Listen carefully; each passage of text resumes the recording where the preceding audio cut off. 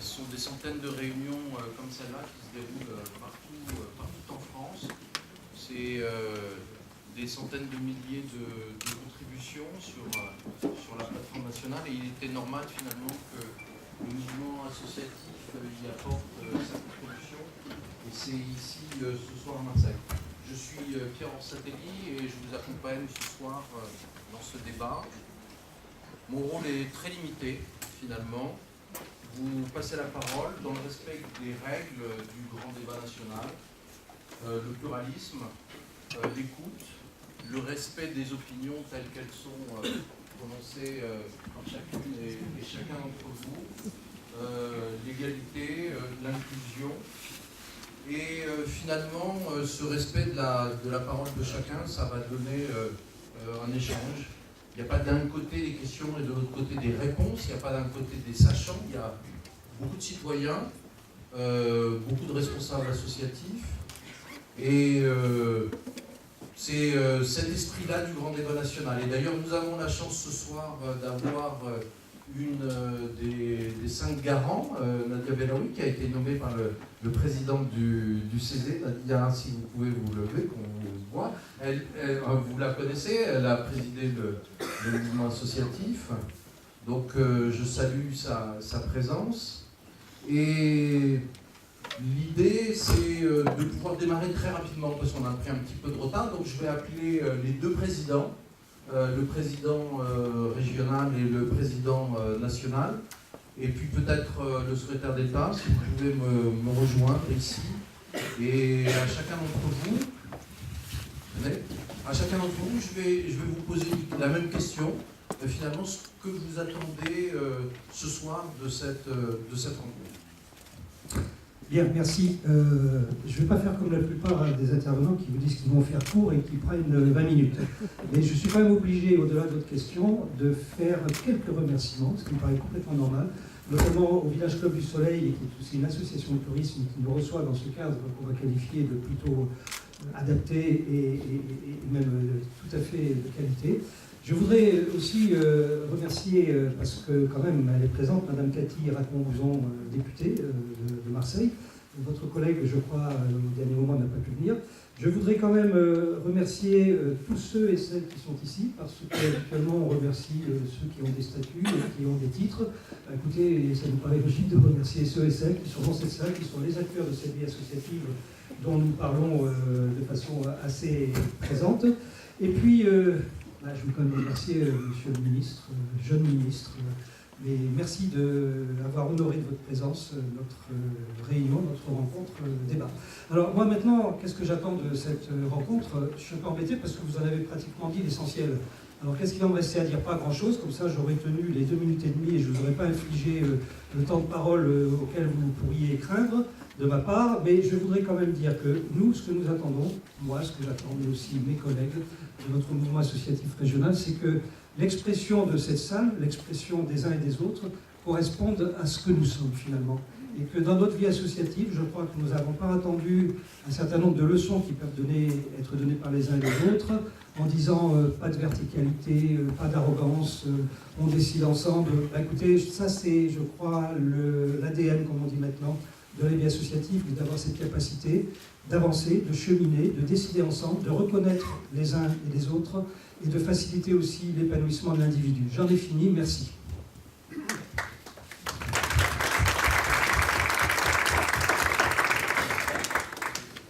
Bien, écoutez, merci, bonjour à toutes et tous. Donc, Philippe Deschamps, je suis président du mouvement associatif national, donc je suis ravi également d'être ici, accueilli par les collègues du mouvement associatif Provence-Alpes-Côte d'Azur, et merci à notre hôte aussi pour ces magnifiques locaux, je pense qui vont nous permettre, je l'espère, d'avoir des discussions riches et les plus constructives possibles. Peut-être quelques mots puisque vous nous interrogez sur finalement les attentes et l'enjeu de ce débat. La vie associative, dans la séquence que nous traversons, que le pays traverse, parce que nous sommes dans une séquence plutôt grave, a un rôle essentiel à jouer. C'est notre conviction, ça l'a toujours été. Nous sommes acteurs du débat public de manière générale, et la question du débat et de la mise en débat et de la construction collective de solutions aux problèmes qui sont rencontrés, c'est d'une certaine façon l'ADN des associations au quotidien. Les associations sont au premier plan et sont au front des crises sociales, écologiques, démocratiques que nous pouvons connaître. Elles sont au front aussi, au premier plan, de ce que vivent les citoyens dans les territoires. Les associations par les services et par les projets qu'elles rendent, que ce soit auprès des familles, dans les crèches, que ce soit auprès des jeunes, auprès des populations en difficulté, que ce soit dans les actions, dans les clubs de sport, dans leur capacité à permettre l'accès à la culture, leur capacité à développer et à protéger le patrimoine, leur capacité à agir aussi, à trouver des solutions et à innover au quotidien dans les territoires souvent les plus difficiles. Il y a beaucoup de départements en France où c'est le monde associatif aujourd'hui qui, alors, c'est pas forcément une bonne nouvelle, mais enfin qui supplée là où les services publics ne sont plus et qui fait le boulot au quotidien. Avec ces petits moyens, avec parfois justement des moyens qui sont en réduction, mais avec la force de l'engagement de ceux qui sont au quotidien et qui ne comptent pas de leur temps pour l'intérêt général en définitive. Donc notre responsabilité, elle est grande de par l'engagement qui nous caractérise dans la situation que nous connaissons aujourd'hui. Elle est grande aussi parce que nous avons une part à jouer dans les solutions qu'il faut trouver pour répondre aux détresses qui sont vécues dans les différents territoires. Et je pense que le débat aujourd'hui doit nous permettre, je l'espère, de prolonger finalement le dialogue que nous avons avec le gouvernement, qui a été ouvert déjà depuis plus d'1 an et demi, qui a abouti à un premier rapport que j'avais remis au Premier ministre en juin dernier, qui a permis également une première réponse par la feuille de route que le nouveau secrétaire d'État, donc ici présent, nous a présenté en novembre dernier. Notre souhait, évidemment, c'est que cette séquence qui s'ouvre, donc le débat était déjà présent, il se poursuit, il y a une séquence nationale qui est ouverte, c'est qu'évidemment, par l'expression, et surtout des acteurs associatifs dans les territoires, c'est pour ça qu'il était important de le faire ici, que l'expression puisse nourrir et nous permettre de continuer à discuter, trouver les solutions, permettre à ce que la vie associative retrouve la centralité qui doit être la sienne dans les politiques publiques. Donc je l'espère, et merci au secrétaire d'État, merci de nous rejoindre pour partager avec nous et je l'espère écouter et pouvoir enrichir justement nos discussions. Et nous, au niveau national, notre rôle c'est de répercuter, c'est donc d'enrichir notre propre parole par ce qui sera dit ici. Voilà. Donc cette séquence s'inscrit dans un dialogue de plus long terme, elle n'est pas, et je l'espère, elle ne sera pas considérée comme un moment unique, et la responsabilité est grande de prouver que par le dialogue on peut construire, et que c'est probablement une des grandes responsabilités du gouvernement aujourd'hui, que de prouver qu'avec ce dialogue-là, on peut transformer les politiques et les décisions qui s'en suivent. Voilà, merci encore, et merci au mouvement associatif, merci Yannick, merci à tous ceux qui ont permis l'organisation de cette rencontre.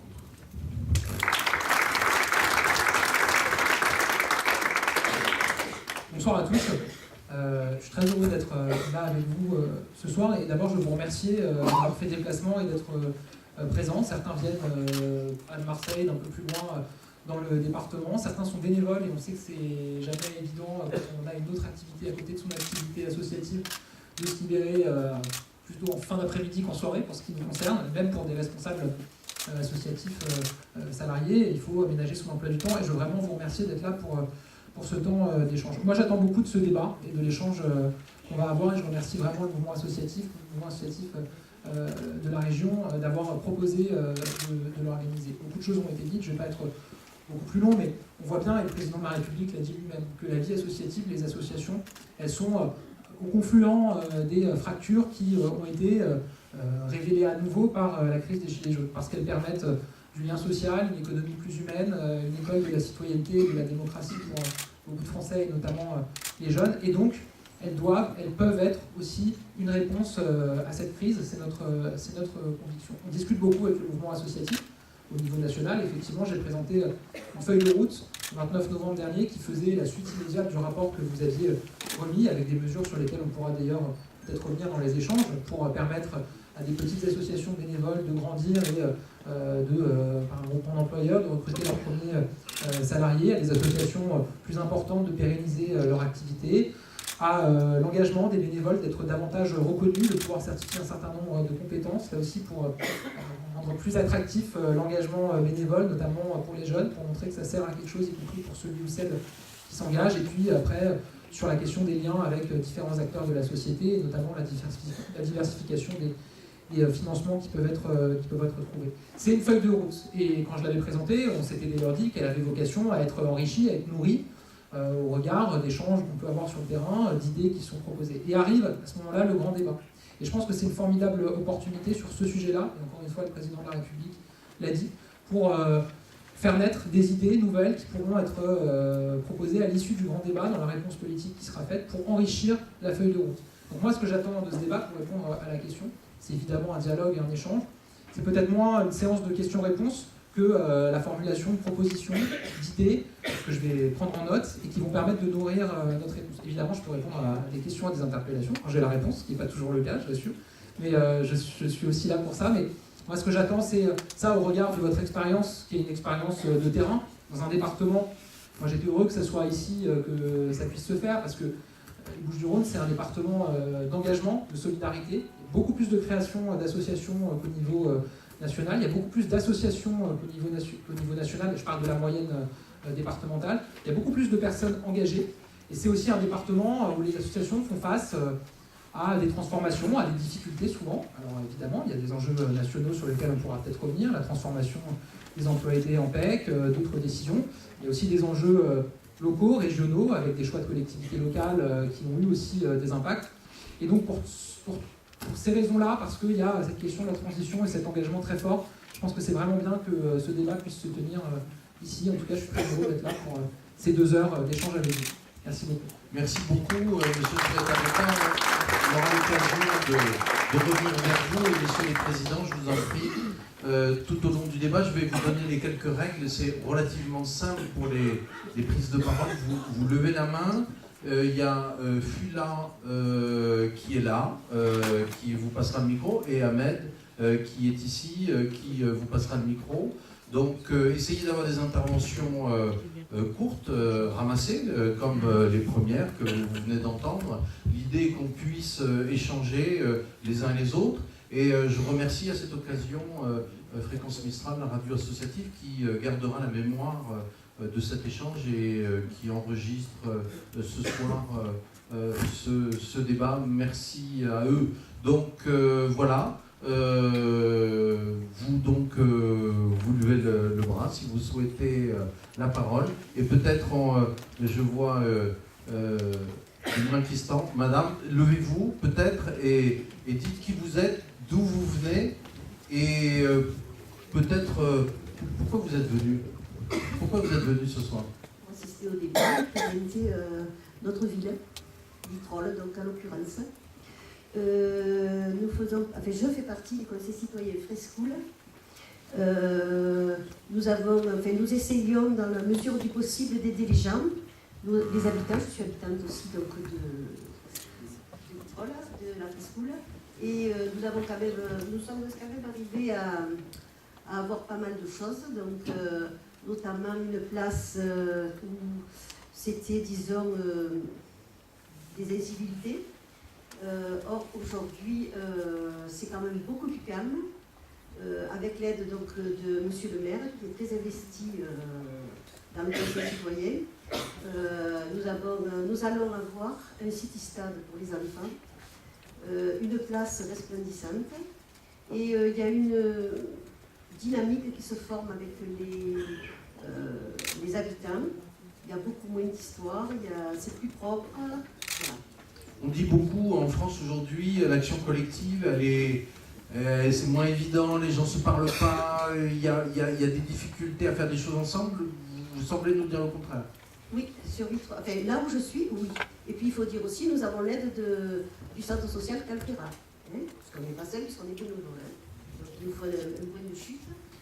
C'est là que nous faisons toutes nos réunions et tout. Et non, il n'y a pas de souci chez nous. Après, ailleurs, je ne sais pas. Qu'est-ce qui permet cette action collective? C'est une écoute? C'est le sentiment que si on parle, si on propose, on est écouté? Et dans ce cas-là, ça incite? Qu'est-ce qui... Eh bien, C'est quoi la clé de la réussite finalement? Alors, on essaie de discuter avec les gens.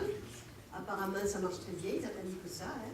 Et puis, on fait en sorte de les écouter surtout. C'est très important. D'accord. Surtout de s'occuper de ce qui les concerne. Merci, Voilà. merci madame. Qui souhaite la parole? Madame, allez-y, levez-vous, dites qui vous êtes, d'où vous venez. Alors, moi, je suis Solène Armand, je fais partie de l'association Léo Lagrange Méditerranée, située sur Avignon, dans le d'Avignon. Je suis là aujourd'hui pour parler un peu de mon parcours au sein de cette association. J'ai commencé en tant qu'animatrice dans un centre de loisirs accueillant uniquement des enfants en situation de handicap. Après, j'ai évolué en faisant un service civique. Et afin d'avoir un contrat aidé, j'ai fait quelques mois de bénévolat toujours au sein de l'association et d'antenne d'Avignon. J'ai réussi à avoir un contrat aidé pendant 1 an.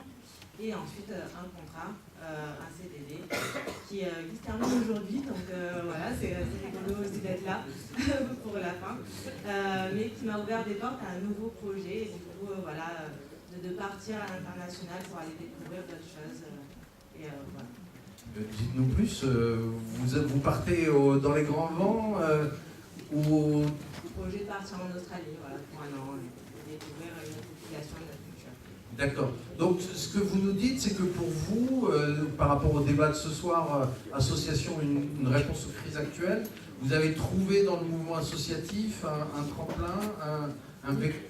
Oui, totalement. C'est vrai qu'il y a aussi une chance d'être dans un milieu associatif qui nous ouvre d'autres portes. Vraiment, je n'aurais pas postulé dans ce centre de loisirs, je n'aurais jamais découvert l'association Léo Lagrange, je n'aurais jamais découvert la lutte contre les discriminations dans l'établissement scolaire. Et ça m'a vraiment ouvert l'esprit à aller voir d'autres choses et à chercher d'autres solutions pour notre société. Vous êtes basé où? Sur Avignon. Sur Avignon, et par rapport au territoire, vous avez le sentiment que ce que vous faites, ce que vous apportez, ça lui permet d'embrayer, il y a une réceptivité. Madame disait tout à l'heure, si on nous écoute, on a envie de faire quelque chose. Oui, puis nous, on intervient auprès des jeunes. Donc c'est la future génération, les futurs citoyens. Donc intervenir auprès d'eux, c'est vraiment faire évoluer aussi notre société vers un mieux vivre ensemble. Merci, merci. Monsieur, levez-vous. Bonjour, Stéphane Payous, délégué régional des Francas et vice-président du mouvement associatif PACA. Alors moi, je suis désolé, mais je n'ai pas de talent oratoire particulier. Je profite que vous soyez là, puisque l'intérêt du grand débat, c'est de pouvoir s'adresser au gouvernement, donc je le fais en direct par votre intermédiaire. Voilà. Oui, vous livrez un message, a priori, qui concerne, je pense, de nombreuses associations qui sont présentes aujourd'hui. Les mesures qui sont envisagées pour accompagner et développer la vie associative et la société de l'engagement témoignent, semble-t-il, de la volonté gouvernementale de reconnaître la contribution associative à l'émergence d'une société plus inclusive et solidaire. Si j'ai bien suivi. Nous ne pouvons que nous en réjouir, bien entendu, tout au moins de l'intention et de l'ambition affichée. Néanmoins, il semble qu'au regard des missions d'intérêt général, voire de service public que remplissent nombre d'associations, le compte n'y soit quand même pas tout à fait. Du moins, si vous ambitionnez réellement, comme cela semble être le cas, de sceller un pacte de confiance solide et durable avec le monde associatif. Un exemple parmi d'autres, mais qui me paraît assez représentatif, l'affectation des 25 millions d'euros de la réserve parlementaire par le FDVA aux petites associations doit être en réalité considérée non comme un abondement supplémentaire de soutien, mais tout au plus comme un soulagement pour qui craignait de les voir disparaître. En outre, force est de constater que nous ne faisons que passer d'un système, disons, discrétionnaire pour rester poli, à un système de saupoudrage qui n'offre finalement que peu de perspectives. Pour exemple, dans les Bouches-du-Rhône, puisque nous y sommes, seuls 40% des demandes ont pu être prises en compte pour ce qui relève de l'aide au fonctionnement associatif. Et pour un montant moyen d'à peine 2200 €. Comment pouvons-nous interpréter que près de 1900 associations aient dû solliciter le soutien de l'État pour pouvoir simplement espérer maintenir leur activité d'intérêt général? Comment pouvons-nous comprendre, Monsieur le Ministre, que 2200 € puissent être considérés comme un témoignage fort de l'ambition et du soutien de l'État en direction du mouvement associatif? Je suis bien conscient qu'il ne s'agit là pas de la seule mesure, bien entendu, mais celle-ci est symbolique et symptomatique. Et puis, quid des presque 1100 associations qui auront fait l'effort de la réalisation de dossiers de demande de subvention, effort parfois ardu pour certains, et qui, ne tenant pas le moindre soutien, ne pourront que s'interroger sur la reconnaissance effective de leur action quotidienne auprès des populations par les services de l'État. Monsieur le ministre, affirmer une volonté forte de soutien au monde associatif, c'est d'abord lui reconnaître son utilité sociale.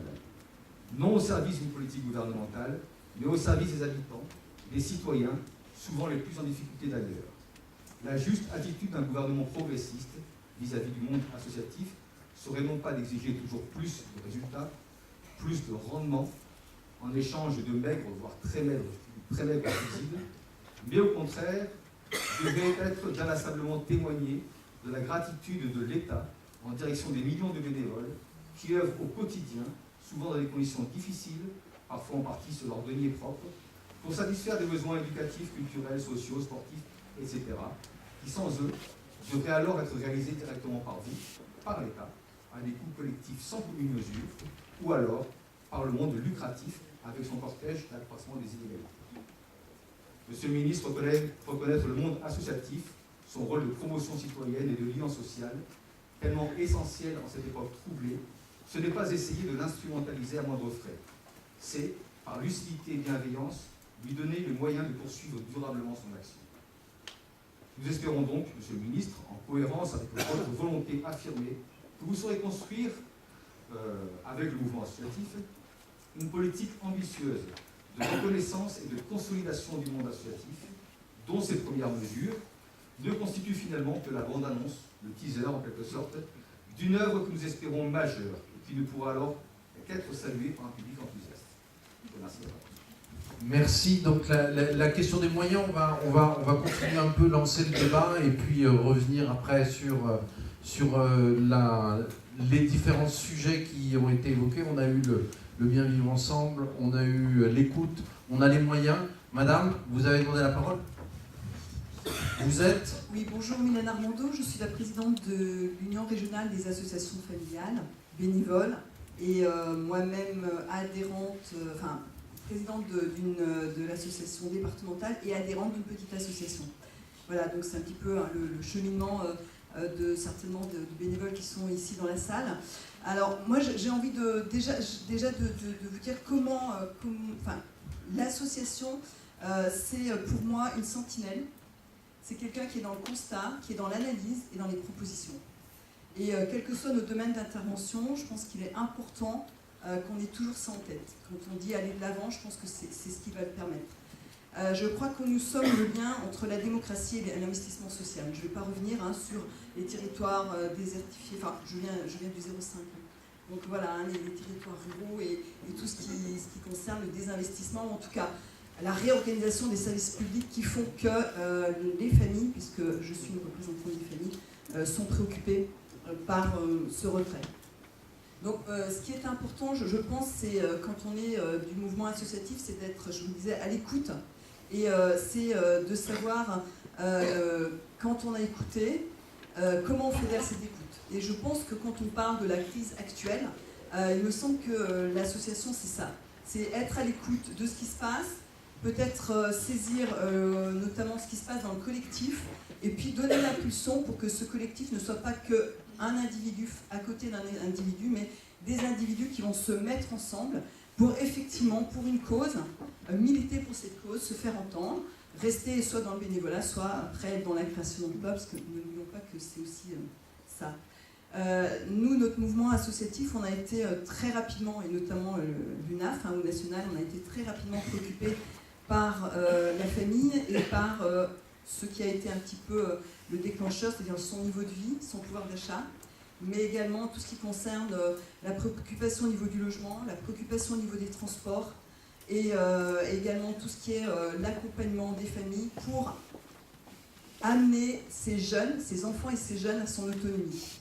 Et je pense qu'ici aussi, On est dans du transversal, c'est-à-dire que nous on parle de la famille, mais aussi des enfants, de ce que ça engendre. Et puis c'est parce qu'on est dans ce mouvement associatif qu'on va être en transversalité et qu'on va effectivement pouvoir venir chercher des ressources ailleurs. Voilà un petit peu ce que j'avais à dire moi par rapport à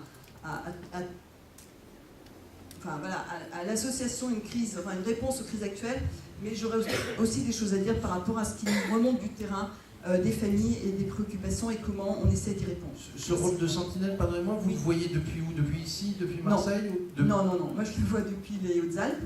Je vais vous donner un exemple. Nous avons eu, je pense que tout le monde ici a entendu parler des transports scolaires et de la compétence aux régions, des transports scolaires. Dans notre département, pour les familles, on passait de 0 euros, puisque c'était le département qui prenait en charge, à 110 euros par enfant et par an.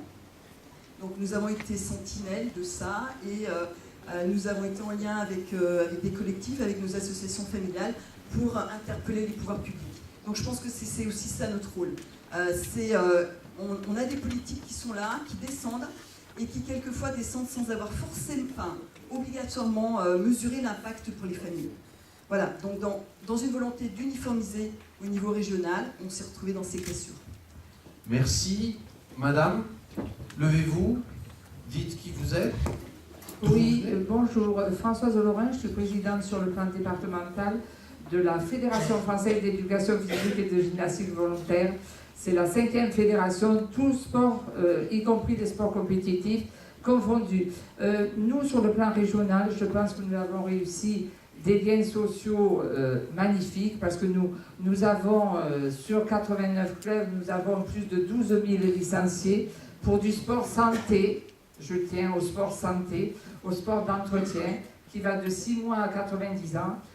Tout ce qui est social, nous l'avons réussi, parce que je pense que nous avons des clubs dans tous les quartiers à Aix-en-Provence, tous les quartiers sont représentés à Marseille. Notre problème, c'est la baisse des subventions.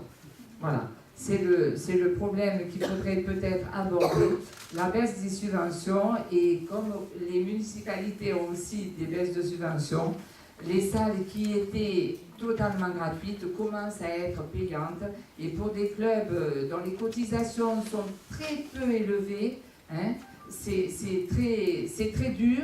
Nous essayons même par des moyens financiers d'aider les gens qui sont au chômage, qui ont le RSA ou l'allocation vieillesse. Nous leur payons la moitié de leurs cotisations sur le plan départemental. Voilà, c'est la baisse des subventions qui est notre principal souci. Merci. Merci madame. Juste une question, peut-être cette solidarité à laquelle vous faites appel, vous êtes en train de dire que finalement, comment vous arrivez, vous, au sein même de votre Nous fédération? arrivons parce que nous sommes, comme toutes les associations, ce sont des bénévoles, mais nous avons un tel esprit, on appelle ça chez nous l'esprit GD, qui a été créé par des professeurs à la fin de la guerre. Je ne vais pas vous tenir des heures, je pourrais vous en tenir, mais nous avons réussi à le créer parce qu'au départ, tous les enseignants étaient bénévoles. Bon, après, avec la CCNS, ils sont devenus salariés, ce qui est tout à fait normal, mais nous sommes toujours animés par le même esprit de partage et d'aide, de solidarité, de convivialité. Et tout ça, nous l'avons par la preuve lorsque nous organisons des activités de prolongement. Nous sommes obligés de refuser des participants souvent. Voilà. Et même question qu'à madame, tout à l'heure, on entend souvent, il n'y a plus cet esprit de solidarité, un peu un regard pessimiste. Vous le ressentez, vous? Non, pas du tout. Nous, ce regard-là, on ne l'a pas. C'est le regard lorsqu'on regarde les finances. C'est tout. Merci. Monsieur, levez-vous. Je vous rappelle, vous levez la main, vous faites un signe à Ahmed ou à Fula pour prendre la parole. Monsieur. Bonsoir.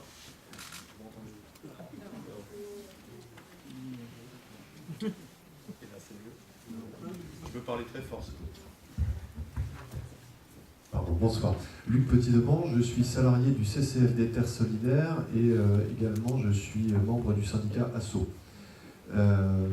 J'ai essayé de réfléchir à la question qui était posée, les associations de réponse aux crises actuelles, et j'ai deux questions à présenter au gouvernement, en tout cas son représentant, deux questions qui sont en même temps des inquiétudes. Une première question qui a déjà été abordée, mais peut-être sous un autre angle, la question des finances.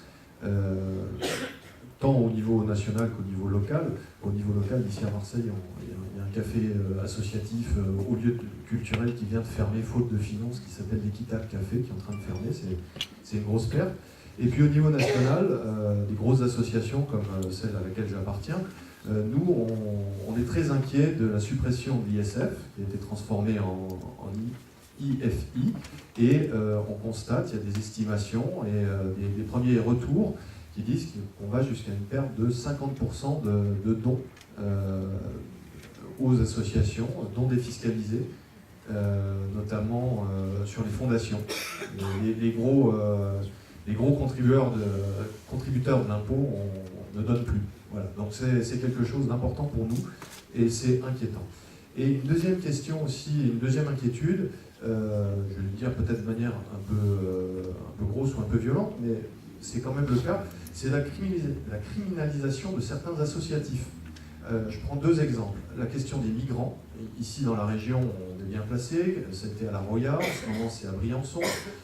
Ici à Marseille, la question se pose fortement sur un squat en face du conseil départemental qui accueille des mineurs isolés et des mamans avec des bébés soit à naître, soit qui viennent de naître. Donc avec l'État et le département qui se renvoient la balle sur cette question-là, d'ailleurs, et finalement ce sont les associations qui portent la question et on les criminalise en partie. Et puis, criminalisation aussi, je termine. Non, mais criminalisation, c'est un gros mot, donc c'est un gros mot, ça fait peur. Donc c'est quoi concrètement, ça veut dire quoi? Il y a un huissier qui vient, il y a une procureure de la République qui se déplace avec la police. Concrètement, c'est les militants de Briançon qui sont au tribunal, qui sont poursuivis pour avoir aidé des migrants, enfin accusés d'avoir aidé à passer, on les prend pour des passeurs, alors que ce qu'ils font, c'est des êtres humains. Et à Marseille? Alors à Marseille, pour l'instant, il n'y a pas de criminalisation. À La Roya, vous avez peut-être tous l'exemple de Cédric Héroux, je terminerai juste dans mes propositions là-dessus. Cédric Héroux, donc, qui a été lui poursuivi, mais aussi la justice l'a lavé de tout. Et donc aussi, on a vu aussi un fichage où des militants empêchés de pouvoir militer, notamment lors de la COP21, alors ça remonte un peu sur les questions écologiques, en prenant des mesures anti-casseurs, antiterroristes, etc., il y a certains militants qui s'inquiètent des dérives possibles, et donc je citais la question de la COP21, parce que justement, les mesures qui ont été prises antiterroristes ont servi à bloquer des militants écologistes pour ne pas gêner le sommet de la COP21. Donc l'inquiétude, elle est sur les nouvelles lois à venir qui sont en discussion sur ces lois anti-manifestation. Donc moi, je n'ai pas de grandes propositions innovantes, mais j'aurais juste trois mots. Un mot qui est liberté. Liberté pour les militants. Égalité devant l'impôt et fraternité pour ceux qui viennent chez nous. Donc en gros, respecter la loi. Tout simplement nous laisser faire. J'ai cependant une piste que je vous soumets aussi, parce qu'on est là entre associatifs, mais il y a de plus en plus de collectifs qui se créent, qui ne sont pas encore des associations, qui ne veulent pas forcément l'être. Il y a beaucoup de jeunes, moi je rencontre beaucoup de jeunes qui n'ont pas envie d'être en association, et pourtant il se passe beaucoup de choses. Je prendrai juste un exemple, c'est celui des collectifs Alternativa sur la question de l'écologie. Ils ne tiennent pas forcément être en association, mais il se passe plein de choses là. N'hésitons pas à aller voir aussi ce qui se passe de ce côté et accompagnons-les. Bon, l'appel est lancé. J'ai entendu le mot liberté, égalité, fraternité. On va faire une petite pause, on va passer là. J'ai envie d'avoir une réaction du secrétaire d'État et qui voulait réagir aussi sur la question des moyens, la première interpellation. Mais peut-être sur ces deux sujets, la question de la liberté et la question des moyens. Oui, je vais essayer de ne pas être trop long parce que beaucoup de choses ont été dites et plusieurs thématiques ont été abordées. La question des finances et des moyens a été abordée par les Francas à travers l'angle du FDVA. Alors, on va parler du FDVA. Moi, ce que je veux juste dire en chapeau, c'est que le FDVA, c'est heureusement pas l'alpha et l'oméga du soutien financier de l'État aux associations. Il y a d'autres vecteurs. Sur le département, je crois que les associations soutenues au titre de la politique de la ville, c'est 15 millions d'euros. Et puis évidemment, il y a des subventions qui sont accordées par les différents ministères à des associations. Le FDVA, c'est effectivement l'enveloppe qui a remplacé la réserve parlementaire. La réserve parlementaire qui a été supprimée, Vous avez vous-même dit que les pratiques pouvaient être un peu discrétionnaires, ou mieux. Je pense qu'on est dans un département aussi où il y a peut-être des exemples des dérives qu'il y a pu avoir avec la réserve parlementaire. Voilà, je dis les choses. Si vous saviez. Je dis les choses. Non, mais je dis les choses, voilà. Sans les dire totalement, mais en tout cas, je crois qu'on est tous sur la même longueur d'onde sur ce sujet. Le FDVA, je pense qu'il est encore imparfait. Et vous disiez que ce qu'on a présenté, c'était un teaser, et moi je vous invite à écrire le film avec nous, faire des propositions pour améliorer les choses. Je vois déjà des améliorations sur le FDVA. D'abord le calendrier. Je veux dire que la première campagne, ça s'est fait dans des conditions franchement acrobatiques, pour tout le monde, hein. Pour les associations évidemment qui ont dû répondre dans des délais qui étaient infernaux, et aussi, je veux le dire, pour les services des DDCS, leurs directeurs sont ici, qui ont dû, au cours de l'été, traiter un nombre de dossiers, de demandes énormes, et pour eux, ça a aussi été très, très difficile, et il faut le dire. Donc, j'ai déjà annoncé que le calendrier évoluait, et d'ailleurs, ici, le nouveau calendrier a déjà été annoncé, toute la procédure aura lieu au premier semestre. Déjà, ça va détendre un peu les choses. Ensuite, il y a la question que vous avez abordée des moyens. Considérez que c'est trop peu, etc. Donc, moi, je ne vais pas dire l'inverse, parce qu'il y a quelques mois, j'étais encore député avec Cathy Ragon-Bouzon d'ailleurs, et on s'était battu pour que l'enveloppe soit plus importante. Il y a des vidéos de moi qui le disent. Donc je ne vais pas maintenant que je suis au gouvernement me dédire de ce propos. Donc moi, en permanence, j'essaie de faire en sorte qu'on arrive à abonder davantage cette enveloppe. On verra si on y arrive dans le cadre du grand débat et si on peut, en réponse aussi, apporter ces moyens supplémentaires. Je pense qu'il y a aussi une autre piste qu'il faut explorer. Parce que le FDVA, il y a quelque chose qu'on ne dit pas suffisamment, c'est que ça a été un outil formidable pour l'administration, pour lui permettre de reconnecter avec le tissu associatif et découvrir des associations nouvelles qu'elle ne connaissait pas forcément. Et d'ailleurs, les agents le disent eux-mêmes à chacun de mes déplacements. Ils ont à cette occasion découvert des associations qu'ils ne connaissaient pas forcément. Et donc, je pense que ce lien qu'on a réussi à créer, à renforcer avec le FDVA, peut-être qu'il faut l'étendre aussi aux Français. Et moi, il y a une proposition que j'ai déjà eu l'occasion de formuler, que je porte, qui est de dire que les commissions FDVA, qui sont aujourd'hui présidées par le préfet, avec des représentants du mouvement associatif, avec des représentants des élus locaux, pourquoi est-ce qu'on ne les ouvrirait pas aussi à des Français tirés au sort, qui voteraient pour l'attribution de subventions sur leur territoire? On voit bien que là, on est au confluent de plusieurs choses, les questions du soutien à la vie associative, du lien social, et puis des nouveaux modes de participation où beaucoup de Français disent qu'ils ont envie de participer davantage et de décider. Il y a beaucoup de collectivités qui ont lancé des budgets participatifs. Le seul endroit où on ne fait pas de budget participatif, c'est l'État.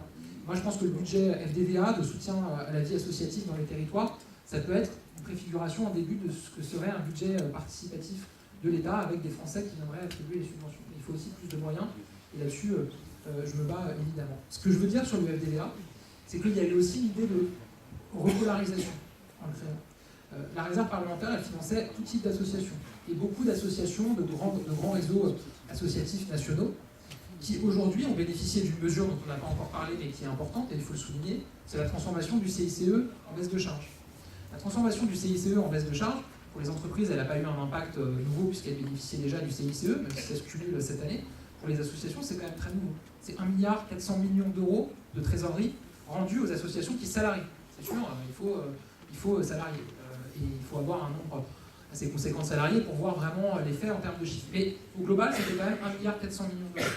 Et c'est vrai que des associations nationales, des grosses associations qui salarient, qui bénéficiaient de la réserve parlementaire, bénéficient peut-être pas aujourd'hui du FDVA, mais elles bénéficient de cette mesure. Je pense que c'est important de le dire. Et donc le FDVA, l'objectif, ça a été de dire qu'on le repolarisait sur effectivement des petites associations composées quasi exclusivement de bénévoles, avec des subventions, c'est vrai, qui sont en moyenne, je crois qu'au niveau national, on est à 2900, donc j'ai entendu votre intervention qu'on était à 2100 pour les Bouches-du-Rhône.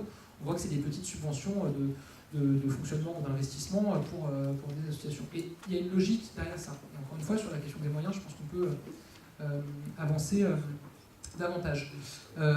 J'essaye d'être rapide, parce que c'est ce qui m'a été... Peut-être sur la question de la liberté Oui, la question des libertés associatives. Moi, j'en parle beaucoup avec les responsables associatifs au niveau national. J'ai une réunion de travail sur le sujet avec le CAC, le collectif des associations citoyennes, il y a quelques semaines. Moi, je suis vraiment prêt à tout regarder. Je leur ai demandé de me faire un recensement des cas qui se présentent aujourd'hui, qui constatent aujourd'hui de restriction des libertés associatives. Parce que, objectivement, dans les exemples et les sujets qui remontent, je suis désolé de l'expression, mais il y a un peu à boire et à manger. C'est-à-dire qu'il y a quand même des choses qui sont extrêmement différentes. Un acte de sabotage à Bure, c'est peut-être fait par un associatif, mais enfin, je veux dire, c'est un acte de sabotage, et que ce soit un associatif ou non, il y a une loi qui s'applique. Après, une personne, un associatif qui a une association environnementale, qui a envie de manifester pour la marche pour le climat, qui se retrouve empêché de manifester, ça c'est un autre sujet. Il y a eu un cas, effectivement, je crois, dans l'Est de la France. Et là, pour le coup, c'est des choses qu'il faut regarder parce que ça, c'est pas normal. Je ne remonte pas à la COP21 parce que par définition, on n'était pas, le président de la République n'était pas aux affaires. En tout cas, il n'était pas président de la République. Mais moi, je suis prêt à regarder les choses. Donc, ce qu'on a convenu avec le CAC, qui travaille beaucoup sur ces questions-là, c'est qu'il fasse un recensement des cas qui se présentent. Vous avez cité le cas des migrants et des personnes qui viennent en aide aux migrants. Il y a eu quand même une décision importante du Conseil constitutionnel qui a consacré un peu le principe de fraternité comme jurisprudence qui n'existait pas jusqu'à maintenant.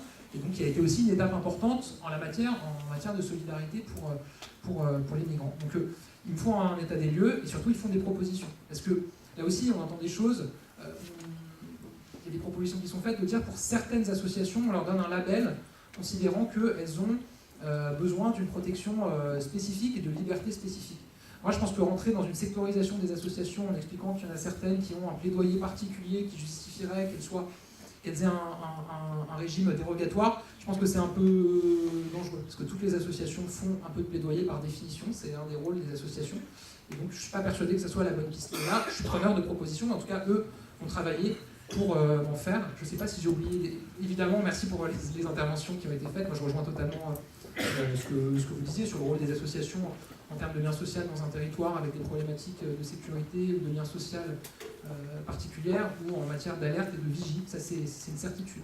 Et moi ce qui m'intéresse dans le cadre de ce grand débat, parce qu'il y a une des thématiques qui est celle de la démocratie des institutions, c'est comment est-ce qu'on arrive à un système où le rôle de vigie des associations, de sentinelles et de capacité à corriger, à enrichir l'action publique, il se fait moins a posteriori une fois que les actions ou que les politiques ont été engagées, et peut-être plus en amont dans la construction. Alors ça veut dire évidemment qu'il y a une part du chemin non négligeable qui doit être franchie par les pouvoirs publics eux-mêmes, mais je pense que les associations ont peut-être aussi des modèles, des idées, des modes de participation à proposer, avec des assemblées, des moyens de les consulter davantage. Nous, ce qu'on commence à faire là, c'est un engagement de la feuille de route, je veux quand même le signaler, parce que ça répond aussi à une intervention sur la question des salles. C'est de décliner les chartes d'engagement réciproques. Chartes d'engagement réciproques qui disent quels sont les engagements réciproques entre les pouvoirs publics et les associations. Ça existe depuis maintenant un certain temps, 2004, 14 2001, voilà, qui a une autre... non. Bon, on va dire 2001 parce que c'est la garante qui s'est exprimée, donc par définition, elle a fait mais voilà, et objectivement, jusqu'à maintenant, il y avait un seul ministère qui l'allait signer, c'était, je crois, le ministère de la Justice sur les questions de PJJ, etc. Donc moi, l'engagement que j'ai pris, c'est qu'on allait la décliner à l'ensemble des ministères. Et, en premier lieu, au ministère auquel je travaille, l'Éducation nationale et la jeunesse, ce serait pas mal qu'on puisse avancer. Mais il faut aussi la décliner avec les collectivités locales. Et est-ce que dans le cadre de ces chartes d'engagement réciproque, on arrive à obtenir des collectivités locales le fait de prêter des salles gratuitement, en tout cas d'éviter que des baisses de subventions se transforment en de frais qui sont demandés, qui sont toujours plus infernaux aux associations? Je pense que ça peut faire partie du travail et du deal, entre guillemets, qu'on arrive à instaurer entre des collectivités et des associations. Je rappelle quand même, compléter votre intervention, que depuis 2 ans, les dotations aux collectivités locales ne baissent plus. Ça fait 10 ans, c'est important de le signaler. Alors, la DGF reste constante, il peut y avoir un peu de péréquation qui font qu'il y a des petites évolutions à la marge, mais globalement, ça faisait 10 ans que la DGF baissait et depuis l'an dernier, elle ne baisse plus. Je pense que c'était important d'être rappelé aussi. Merci. Monsieur, présentez-vous. Là, vous avez une feuille. Vous allez lire votre feuille? Non. Allez-y. Je suis président d'une association d'éducation à l'environnement qui s'appelle Le Loup Batas, qui est située à Pérols-en-Provence, au nord d'Aix-en-Provence. Association agréée, éducation populaire, jeunesse et sport, etc. Et donc, on a créé un centre d'accueil pour enfants et pour adultes qui fonctionne aux énergies renouvelables, dans lequel on fait des repas bio à 90%, du jardinage, etc. Et on reçoit des classes de découverte, des centres de vacances, etc. Donc notre bâtiment, qui date de 1997, démontre que face au changement climatique, il y a des solutions qui fonctionnent. On fonctionne aux énergies renouvelables, aux économies d'énergie. On a eu des prix, etc., le premier prix national. Voilà. Donc, si vous voulez, moi, maintenant, on a créé 8 emplois, et 8